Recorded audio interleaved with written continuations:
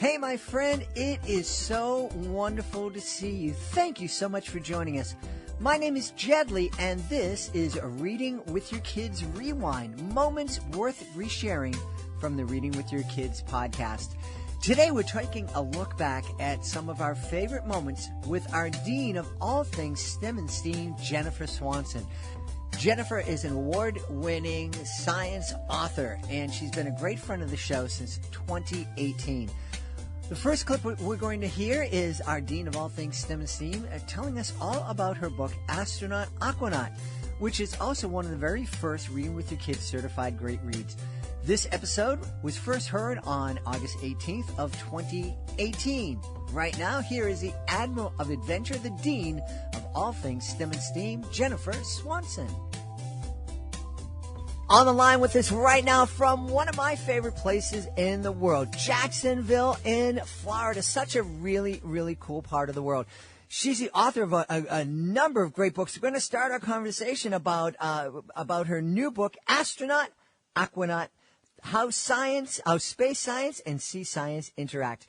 Please welcome to the show, Jennifer Swanson. Jennifer, how are you? I'm great. Thanks for having me, Jed.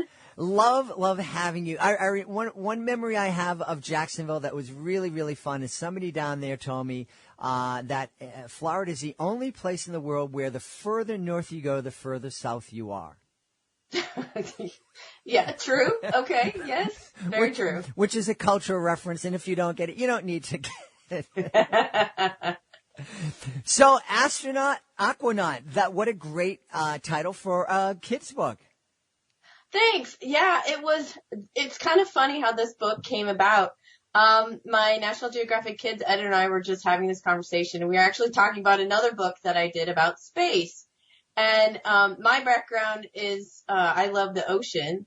So I said, I wonder if the divers, and the astronauts actually train the same way. We kind of both looked at each other like, oh, wow. There's something there. Uh-huh. And then I started researching and I found out that they actually call themselves aquanauts. Mm-hmm. So there's the title, Astronaut Aquanaut. So it turned out really, really well. And it was just really fun to research. Well, I have always loved science. I mean, my whole life. I started a science club in my garage when I was 7. And I haven't really left that love. Where the water came in is I actually graduated from the United States Naval Academy. And I was a chemistry major there. So that kind of brought all that together. This particular, I kind of gravitate towards science books that find my interest. Because I want to make science fun for kids. I want them to be like, wow, I didn't know that. Mm-hmm. So this particular one caught my attention. And it's great because I like to ask the kids, like we do a debate. When I go to schools, we'll say, well, what do you think? And we'll vote. Who has the cooler job? The astronauts or the aquanauts? Okay. And it's kind of neat to get them interested and get them to understand all this about aquanauts because they learn about space. They don't always learn about being an aquanaut. And that's a real tragedy because even though we don't know a lot about it, we really are dependent on the ocean, and as climate change is happening, we're hearing that the ocean is going to rise and get bigger and bigger and be even more part of our lives. Yes. So it makes perfect sense that we should learn about it. I would hope so, yeah. At least it's kind of funny. I've done the presentation like 3 or 4 times so far, and every single time the kids vote to all be aquanauts. Whoa. So there's hope, right? Yes, absolutely. I love the whole oceanography thing. I wanted to be an oceanographer when I was little because I grew up watching Jacques Cousteau. Sure. Uh-huh. So that's what I wanted to do. And it was actually an interesting side note. When I wrote this book, I got to meet Fabien Cousteau, who is his grandson. And that was like the biggest fangirl moment. I was like, oh my gosh. He was very sweet, very nice person, so knowledgeable. And he actually wrote the foreword for my book. So it was great. Wonderful. That's fantastic. Now, you mentioning that the kids, when you go out and you make your school visits, the kids all vote to be aquanauts. Mm-hmm. Do you get a sense, we've had a lot of authors on the show talking about, we have to get girls interested in STEM, and you have to get them interested in science. Do you get the sense that girls may be more interested in the ocean than they may be in space exploration? That's a tough one. I mean, I think it's more of a personal thing. Like for me, I mean, I don't know that I would ever be comfortable blasting off in a rocket. Yeah. There's just too many, my brain thinks of too many things that could go wrong. I would much rather dive into the ocean and like scuba dive or whatever. Mm-hmm. So I think it's kind of a personal thing. And I am definitely, of course, all for girls in STEM. I think that's, yay, girls. But I also don't want to leave out the boys because I think everybody should be interested in STEM. And the cool thing is I'm seeing that when I do my school visits. I'm seeing kids get really excited about science of, kids of all backgrounds. And that to me is awesome and why I love what I get to do. Mm-hmm. If you would like to hear the entire conversation Jennifer and I had about Astronaut Aquanaut, you can find that by going to our website, readingwithyourkid.com. Click on the listen to the podcast button, and then use the search tool on our podcast page. You can search the title, Astronaut Aquanaut, or you can search the date, and that date was August 18th, 2018. Jennifer referenced in that last clip speaking with Fabien Cousteau, the grandson of Jacques Cousteau. Jennifer and I also had a chance to interview Fabien, and I can confirm he's a really great, friendly, and knowledgeable guy. Right now, we're going to take a listen to a conversation Jennifer and I had back in 2019 talking about her book, Save the Crash Test Dummies. Being a presenter at the National Book Festival was probably one of the best experiences of my life. It was definitely a pinnacle in your career to be invited there, and I'm honored that the Library of Congress chose me to go there. It was a blast, and I was so excited to see Save the Crash Test Dummies, the book, so well received by everybody. Because, it's about car safety engineering, but it's about engineering. And, like we talk about on STEM Tuesday, it's all about learning sometimes by making mistakes over and over and over. And these wonderful crash test dummies that we use make our mistakes for us, So, I'm curious, and it's really an ingenious idea to get kids interested in engineering, in science through the crash test dummies. It's amazing that, the crash test dummies, they're like cute. They are. Well, so the ones in my book, I don't know if you've seen the book, but the illustrator is Tamika Grooms, and she is brilliant. Mm-hmm. She made these, we call him Crash. Crash, our crash test dummy, really come alive. Like he has, facial expressions, and she puts him in all these crazy positions. Like one time, he's missing his arm. Another time he's holding, he doesn't have side view mirrors. So he's borrowed the head off of the crash test dummy next to him and is holding the head out of the car so he can see behind him. She's come up with all these amazing things. But the idea for this book came from a book that I wrote several years ago on electrical engineering, where I did research on the self-driving car. I became obsessed with the self-driving car. I wanted to ride in one so badly. I sent multiple emails out to Google because at the time they were the only ones doing it. None of them were ever answered. None. But I figured I trained 3 teenage drivers to drive. How bad can it be to have a robot drive you? Mm-hmm. It's gotta be a little safer maybe than learning with your teenage driver. But so I wanted to do a book on that, but in this business you have to find something that's interesting and kind of a really out of the box type hook. And do you remember the crash test dummy commercials of when we were kids? I think we're close to the same age. Yeah, that's in the 80s, kind of like the late 70s, early 80s, mid 80s. It was Vince and Larry. Yep. And if you Google them, you can Google Vince and Larry crash test dummy commercials. I actually showed one during my National Book Festival. it's funny, because remember back then it was all about buckling up. Remember, Yep. buckle up or you're going to fly through the car and all this kind of stuff. So they have redone some of those, and we were watching one night. My husband and I were watching one, and then we went on a walk, and I was still trying to figure out the hook for this book, and I said, if they have self-driving cars, they won't really need the crash test dummies. And John said to me, well, yeah, he goes, so if you have self-driving cars, you'd actually be saving the crash test dummies. And I went, oh, that's it. And then of course we're with the dogs and I don't have anything to write it on. I'm like, don't forget that line.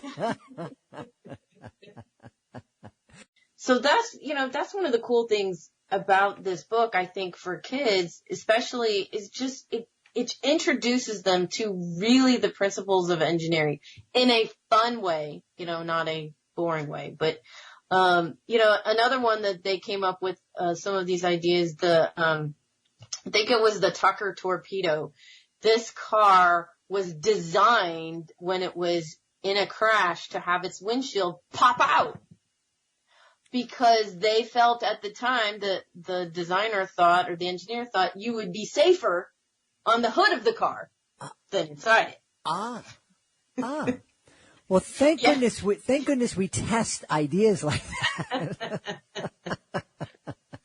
I think there are not that many of those made. And that's what a lot of these are. They have some, there was one who created this car, like the steering wheel was in the middle of the car, because in the front of the car, there was a place for you to dive into, like a little cave, in case you're going to be in a crash. But I want you to think about that for a minute. So who's driving the car? If you're saying, that's it, I'm going to hit something, so I'm going to let the car go wherever it wants, and I'm going to dive into this little hole. Yeah.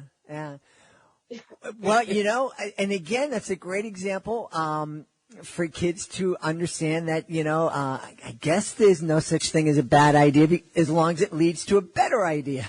I just think it's so valuable to, we talk a lot these days about helping kids be mindful and to be present and, to be kind of aware of what's going on around them. But then, we hop in a bus, we hop in a car, we don't even think about it. We just turn it on, we drive.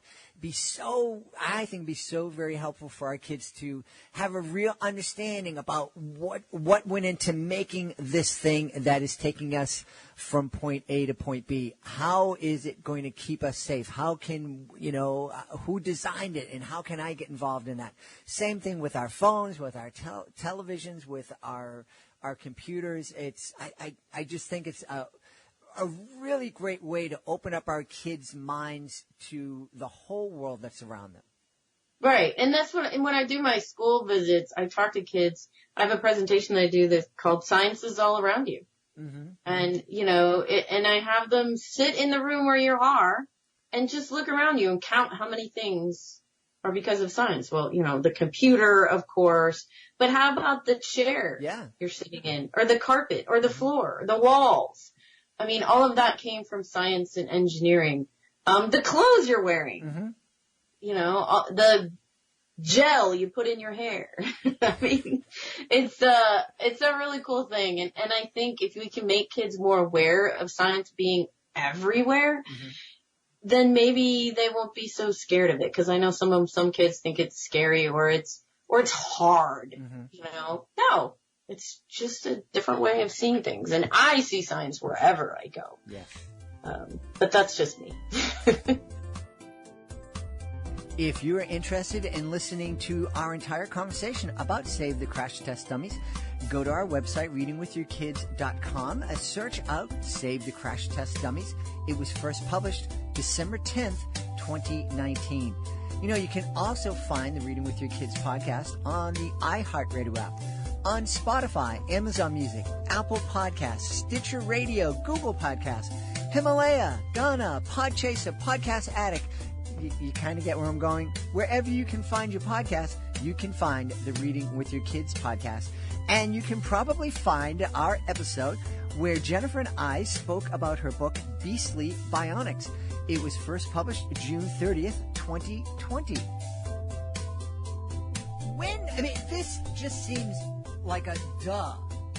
You know, I mean, it really does. It's like, oh, you need to pick up something strong. What should we do? We should start from scratch, or should we look at nature and kind of copy what nature's already doing? But it seems like it took a long time for us to get to that. When did this idea of biomimicry kind of start? Well, biomimicry's been around for a long, long time. In fact, if you were to look up Leonardo da Vinci's notebook, which, I mean, hello, he was like the ultimate inventor, right? He did some sketches of birds and so forth, and then would model like planes, or, you know, some of his sketches mimicked what he saw in birds, and the lift and the drag and all the forces that act on birds' wings as they fly. That's where he got the idea. So biomimicry's been around for a really long time. Did it always have this term? I don't know about that. The cool thing, the new advances that you're seeing now, are because in the last, 10 years or so, we have what's called soft robotics now. So, the technology has advanced so far. You know, you used to be able to just have robotics that were big and bulky, right? And could maybe only move in one direction really slowly, like maybe up and down or to the right and left. Now, because we have nanotechnology and everything is so little tiny, you can do all of these things and you can make it flexible. You know, for example, one of the things in here is, they're actually trying to make, robotic like manta rays. Ooh. To swim. And think about that. Now, if you've seen manta rays, they are so beautiful when they swim, right? They undulate and they look very fluid. So some of these soft robotics that they're working with, they're trying to create manta rays, again, that will carry sensors so that we can learn more about the ocean. But you can send them out farther, and, you know, it's funny, we talked a little bit about this on our Solve It for Kids podcast when we interviewed Mark Patterson. But what you can do is the robotic manta ray can stay underwater a lot longer than a human being can. So you can go further and you can learn more about the ocean. That's so cool. Now, I've seen movies where they have this little thing. It's about as big as a fly, and it has a camera. It's like a drone, but it can actually buzz into rooms and look around. Does that exist right now? Yes. Oh. It does. Now, a lot of these terrifying. are still in the prototype, you know, so a lot of the inventions in my book, are still in the prototypes, which means that they're not fully available for people to buy. Some of them are, but there is one that I have in here that is,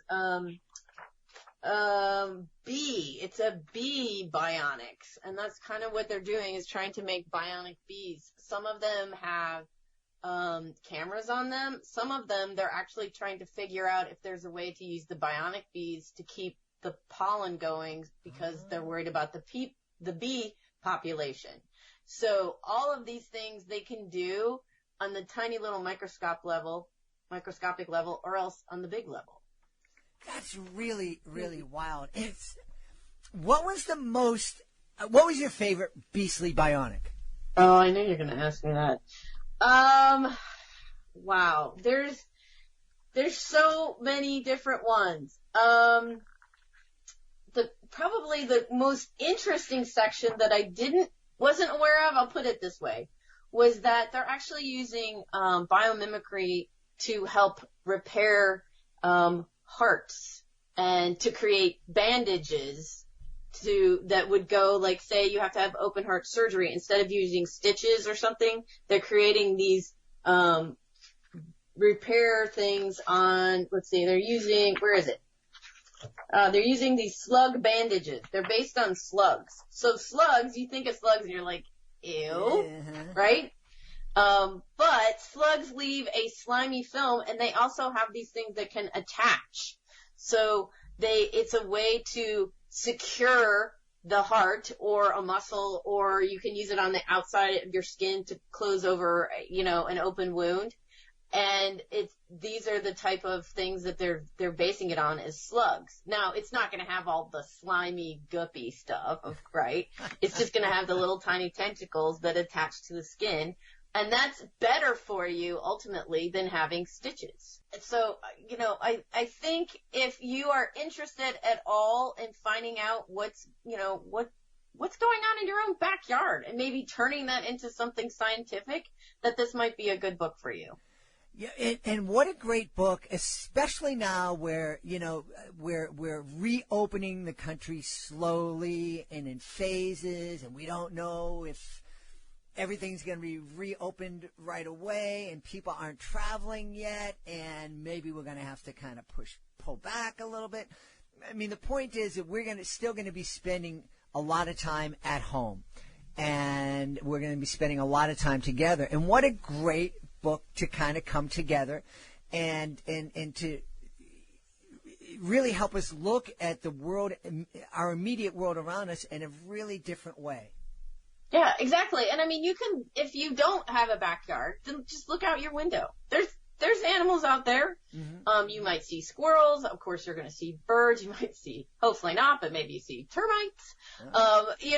There's maybe not a mouse or rat or two, but there's all these, or just animals in your books, other books that you read. The cool thing also, Beastly Bionics is by National Geographic Kids, so it has the really cool gold square around the front, but the images in here are just unbelievable and vivid.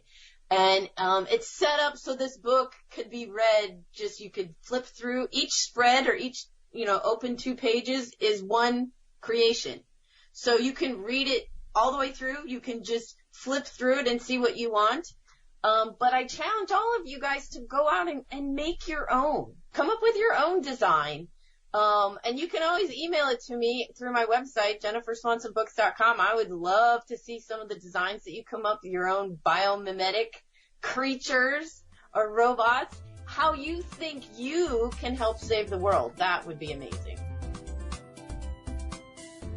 Our entire conversation about Beastly Bionics was a lot of fun, and I really want to encourage you to check it out. Go to our website, readingwithyourkids.com, and search for Beastly Bionics, first published June 30th, 2020. Hey, we'd also love it if you could connect with us on social media, facebook.com/readingwithyourkids, at readingwithyourkids on Instagram. Also check out our Reading With Your Kids Pinterest page. And if you are a user of Twitter, you can find me at Jedley Magic. Right now, we're going to have a listen back to our conversation with Jennifer. It happened November 17th of 2020. We were talking about her big, fat chemistry notebook. When you're sitting down writing this book, how do you start? I mean, so you're looking and you got a blank computer screen, and the folks at Workman said, Jennifer, we want you to write this big, fat chemistry notebook. What do you do? Well, first thing that you do is, because they wanted this to kind of go along with the textbook, I have to look up all the NGSS standards. So the Next Generation Science Standards. So it has the topics in it that a kid would learn when they take chemistry class. You usually take chemistry class maybe sophomore year in high school. Mm-hmm. So yes, you have to use all the things. You have to get all of the terms in. But as I said, it's the way you present it. So instead of like you said, it will be like, okay, we're going to use this reagent and mix with this reagent and it will have a color. We might say, hey, we're going to take water and mix it with oil and see what we get. And then there will be observations. So what one of my talents is taking stuff that's really complex and bringing it down to a kid level so that they'll understand, because you want them to get excited about it, right? Mm-hmm. And how do they get excited about it if you're using language that's over their head? Yeah.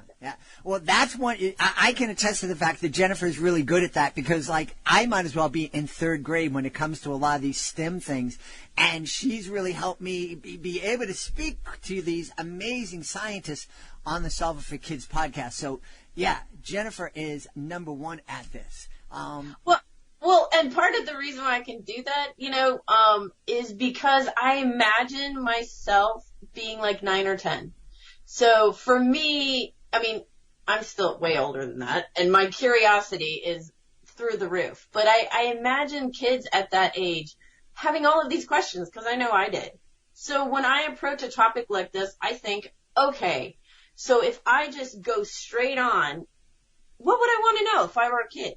Like, why? Why, if I mix these two things together, why does it get cold? Why does it get hot? Why does it change colors? And so as I'm writing, I put that into the book and explain it.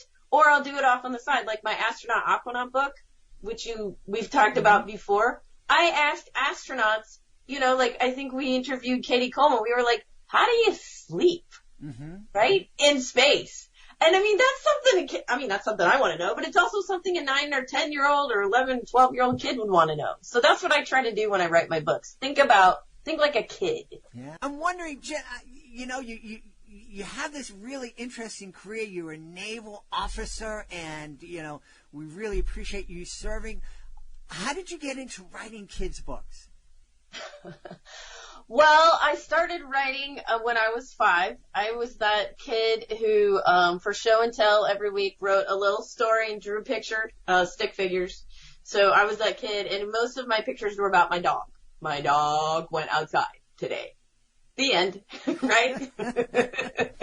Oh, and the next week it was my dog played with another dog. The end. So I've written my whole life. It wasn't until about, 12 years ago, I finally put my love of science together with writing. And for me, it just, I don't know, my whole world opened up, and this is for your kids out there. Don't think that you have to know when you're 17 or 21 or whatever, what you're going to do for the rest of your life. Because there are a lot of us. I figured out when I was, 40, that I wanted to be a children's author, and then you just change your career path. But when I finally put science and writing together, it all clicked. And my passion for science, I was able to put into my books. And I hope, I imagine, hopefully that kids will read these books and get just as excited about science as I am. You can find our entire conversation about Jennifer's Big Fat Chemistry Notebook by going to our website, readingwithyourkids.com, and searching out Big Fat Chemistry Notebook. It was first published November 17th, 2020. That brings us to an end of this episode of the Reading with Your Kids Rewind. We hope you enjoyed it. Please feel free to go to our website, readingwithyourkids.com, and click on the contact button if you want to send us a message, want to let us know how you feel about this episode or any other. And certainly we'd love it if you had some suggestions as to what subjects we should take a listen back to next. I want to thank the folks who made today's show so wonderful. Of course, I want to thank our Dean of all things STEM and STEAM, Jennifer Swanson. I'm sure she's going to be back on the show in the not-too-distant future. I also want to give a special thank you to Rory Grady, who selected today's highlights. I want to thank my entire team, Alejandra Doherty, Fatima Khan, Michael Murphy. I want to thank my beautiful wife for all the support she gives me. Most of all, we all want to thank you. Thank you so much for taking the time to join us, and thank you so much for taking the time to make the world a better place by reading with your kids. I'll be looking for you in the next edition of the Reading with Your Kids podcast.